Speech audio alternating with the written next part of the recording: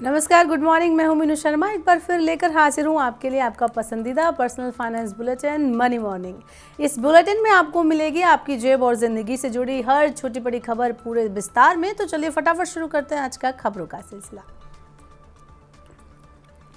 चीनी सस्ती करने के लिए सरकार ने अब एक और बड़ा कदम उठाया है। केंद्र सरकार ने चीनी मिलों को पेट्रोल में मिलाने के लिए गन्ने के रस और सीरे से एथेनॉल का उत्पादन करने से रोक दिया है। सरकार ने ये कदम घरेलू बाजार में चीनी की पर्याप्त उपलब्धता सुनिश्चित करने और कीमतों पर नियंत्रण रखने के लिए उठाया है। पिछले साल एथेनॉल बनने में इतना गन्ने का रस इस्तेमाल हुआ था जिससे करीब 40 लाख टन चीनी बनाई जा सकती थी। हालांकि सरकार ने स्पष्ट किया है कि चीनी मिलें बी हैवी शीरे से एथेनॉल का उत्पादन जारी रख सकती हैं।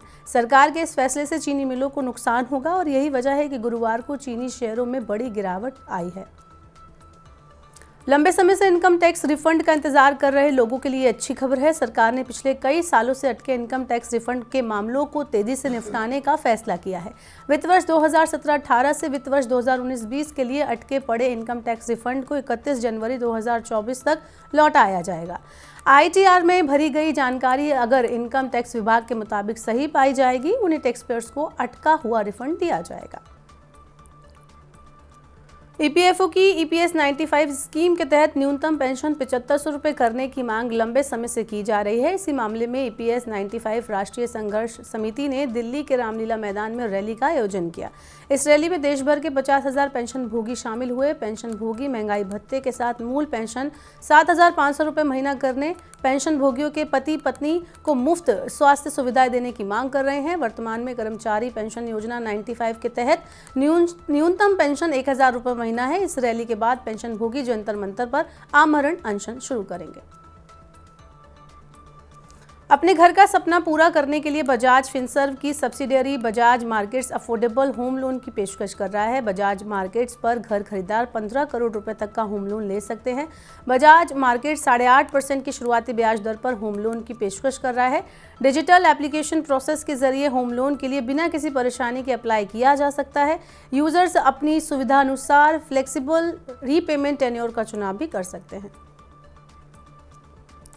फेडरल बैंक ने रेजिडेंट और नॉन रेजिडेंट दोनों कस्टमर के लिए फिक्स डिपॉजिट पर इंटरेस्ट रेट बढ़ा दिया है। 5 दिसंबर से नया इंटरेस्ट रेट लागू हो चुका है। फेडरल बैंक 500 दिन वाली FD पर अब 7.50% का ब्याज देगा। ये ब्याज रेजिडेंट और नॉन रेजिडेंट दोनों ग्राहकों के लिए एक समान होगा। 500 दिन वाली नॉन कॉलेबल FD पर बैंक 7.65% इंटरेस्ट दे रहा है। सीनियर सिटीजन को इस FD पर 8.15% तक का रिटर्न मिलेगा। सैमको म्यूचुअल फंड ने डायनामिक एसेट एलोकेशन फंड को लॉन्च किया है। ये एक open ended dynamic asset allocation fund है जो मार्केट ट्रेंड्स के हिसाब से इक्विटी और डेट में निवेश करता है। ये फंड पब्लिक सब्सक्रिप्शन के लिए 7 दिसंबर को खुल चुका है। निवेशक इसमें 21 दिसंबर तक निवेश कर सकते हैं।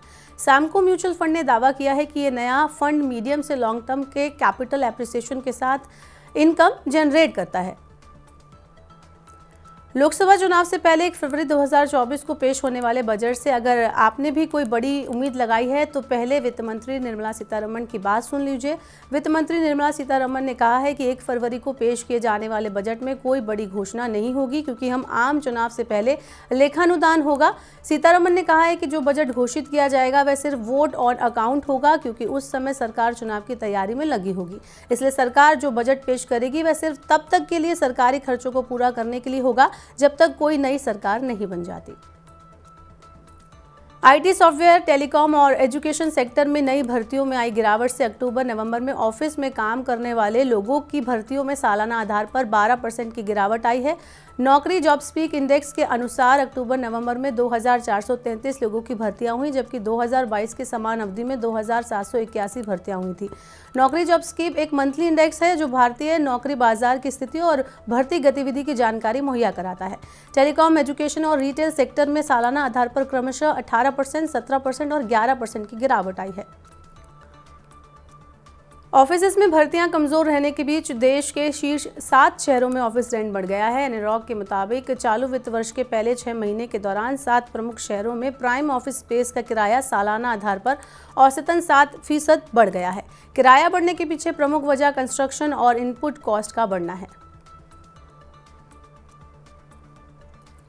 विंडोज़ 10 और विंडोज़ 11 का इस्तेमाल करना महंगा होने वाला है। माइक्रोसॉफ्ट इंडिया ने भारत में विंडोज़ 11 की यूज़र फीस बढ़ाने की घोषणा की है। इसके साथ ही कंपनी ने विंडोज़ 10 का उपयोग करने वालों से उपयोगिता शुल्क लेने का फैसला किया है। माइक्रोसॉफ्ट लगातार तीसरे साल विंडोज़ 11 के दाम बढ़ा रही है। विंडोज़ 11 इस्तेमाल करने वाली कंपनियों को इस बारे में सूचना दे दी गई है। विंडोज़ 10 के लिए कितना शुल्क देना होगा, अभी इस बारे में कंपनी ने कुछ नहीं बताया है। कंपनी ने कहा है कि वह शुल्क के साथ विंडोज़ 10 को 2028 तक अपना सपोर्ट देना जारी रखेगी। हुंडई मोटर इंडिया ने 1 जनवरी से अपने वाहनों के दाम बढ़ाने की घोषणा की है। कंपनी ने कच्चे माल की बढ़ती लागत और प्रतिकूल विनिमय दर के साथ साथ जिंस की कीमतों में वृद्धि को इसकी वजह बताया है। हुंडई ग्रैंड i10 नियोस से लेकर इलेक्ट्रिक एसयूवी ION Q5 की बिक्री करती है। इनकी कीमत 5.84 लाख रुपए से लेकर 45.95 लाख रुपए के बीच है। कंपनी ने कहा है कि वह अपने ग्राहकों पर मूल्य वृद्धि का कम से कम बोझ डाल रही है। तो फिलहाल मनी मॉर्निंग के बुलेटिन में बस इतना ही। अपने काम की जरूरी खबरें देखने और समझने के लिए सब्सक्राइब करें हमारे यूट्यूब चैनल को। वहीं पर्सनल फाइनेंस से जुड़ी खबरों को आप पढ़ना चाहते हैं तो हमारी वेबसाइट www.money9.com पर जरूर विजिट करें। यहाँ पर आपको 7 भाषाओं में पढ़ने और समझने को मिलेगी पर्सनल फाइनेंस से जुड़ी तमाम बड़ी खबरें। वही खास कार्यक्रम आप देखना चाहते हैं तो Money9 के ऐप को जरूर डाउनलोड कर लें। फिलहाल के लिए इस बुलेटिन में इतना ही। बने रहिए Money9 के साथ। नमस्कार।